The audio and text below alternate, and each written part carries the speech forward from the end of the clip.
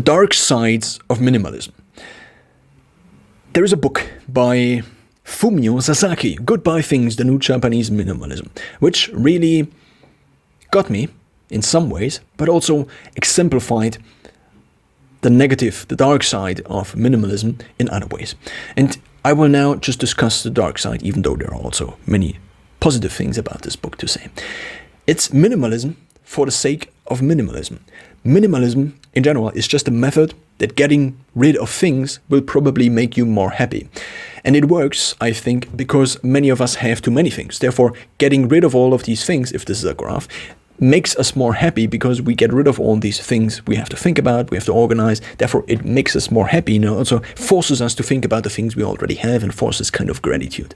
But when you get to a point where you only have a few pants, for example, or one pant and one shirt, and you ask the homeless person on the street if getting rid of things is something, then this is the point where the method of minimalism is not efficient anymore, because it only works for the range of people who have too much stuff. If you then have the right amount of stuff, or have as much stuff as you would need, or as is effective and also efficient for maybe doing the work, for example. If you think about recording things for the internet, if you think about a craftsman that actually has to have all the different tools, and you say to the craftsman, yeah, get rid of all the different tools and just use less tools, then it's not really something that makes sense.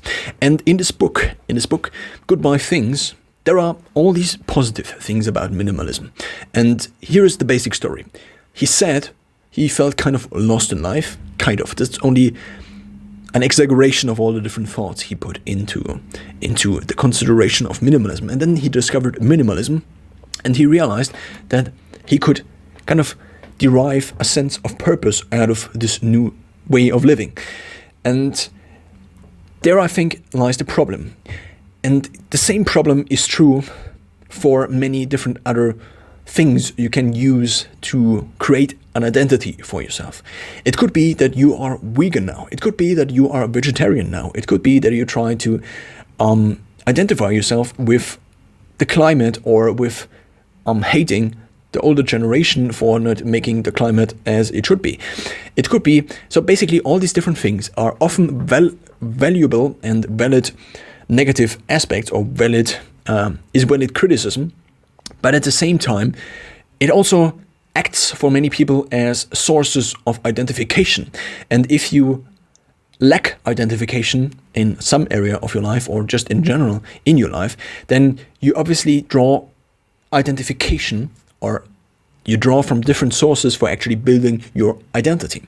And with minimalism, I think this is where the method of minimalism becomes less, or becomes suboptimal. Because if you derive your sense of purpose from getting rid of things, and this is also something I experienced kind of with myself, because I tried to implement minimalism into my life more and more, and tried to get rid of things I didn't need anymore.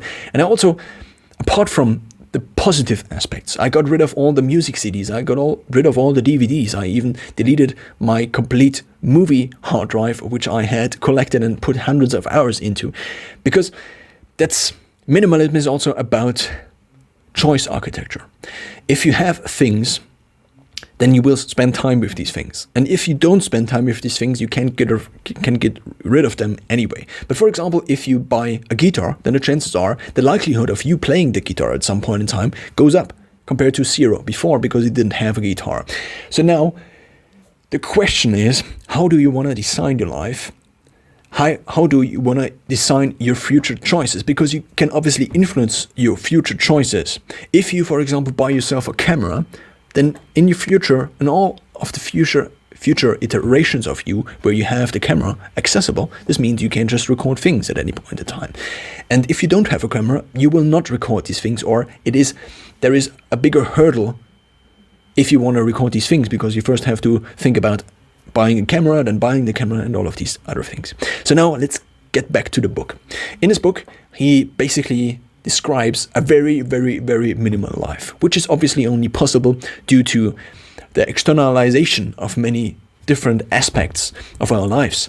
For example, you can externalize or outsource getting food, because it is delivered these days. this doesn't mean that the guy in this book, Fumio Sasaki, doesn't go to the grocery store anymore. But what I'm saying is that we couldn't, for example, just get rid of all the books and still be able to read if we didn't have digitalized versions of these books.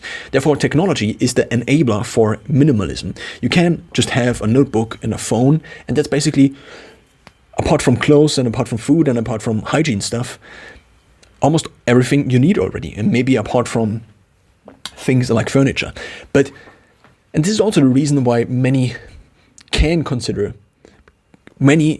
people can consider themselves as, or can identify themselves as minimalist these days, because it's very easy to be minimalist. Because our parents' generation didn't have phones where you could store hundreds, thousands, millions of books on, or listen to audiobooks with streaming and just cache all the files downloaded to your phone. This was not possible 50 years ago. It was not even possible 20 years ago, because most books didn't have audiobook versions. So the point I am trying to make is, it is possible to reduce the amount of items you own, and it designs your choices in a way.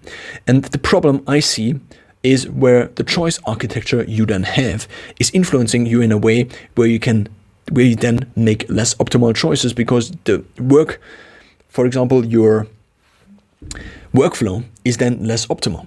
If you really get rid, so for example, I here have a very big screen. It's 27-inch, and it allows me to look up, which has a positive influence on alertness and on the different hormone levels and also neuromodulator levels in my body. But if I get rid of the screen in order to be able to travel more, I would have to look down all the time, or I have to find a solution where I would type here, or would get an external keyboard, for example. What I'm saying is this. Minimalism as a method only makes sense in this range where you just have too much stuff you actually can get rid of. But then there is this range where you just have the functional items. And if you are in this range with all of these functional items, and it still gives you a sense of identification to get rid of more and more things, then you will just be less effective in the future, and you will limit your choices and therefore have a less optimal choice architecture in the future, because you limit yourself, because minimalism is something you do, and therefore getting rid of items is something you do still, and therefore getting rid of things you otherwise would need, or you could.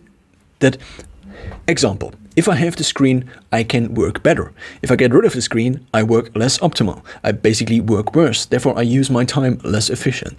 And this is the point of minimalism, or this is the dark side of minimalism, where you still need to get rid of things, because otherwise you cannot consider yourself a minimalist anymore. And if you are a minimalist that is so strong into minimalism, like Fumio Sasaki, then I think it becomes a problem. It becomes a problem for you, because you still have to get rid of things, and you now identify yourself as a minimalist, and you wrote a book about minimalism, and now if you would just buy things again, everybody would judge you for it. And even if Fumio Sasaki says he tries to get rid of all the judgment of people, and he does not think about these things anymore, even if that's obviously, I think, not true, because it's something that's just in our minds and we cannot just totally put it off. The problem is that if you get rid of the source of, if you then decide to be more in the functional range, if you then decide to buy things again, for example, if you settle down and you don't want to live as a digital nomad in renting apartments for the rest of your life, or maybe you still rent an apartment, but you actually get things that are not very minimalistic, then the problem is obviously that you have a problem with self-identification from this point in time on, and maybe also people will actually point this out, especially if you then wrote a book about extreme minimalism.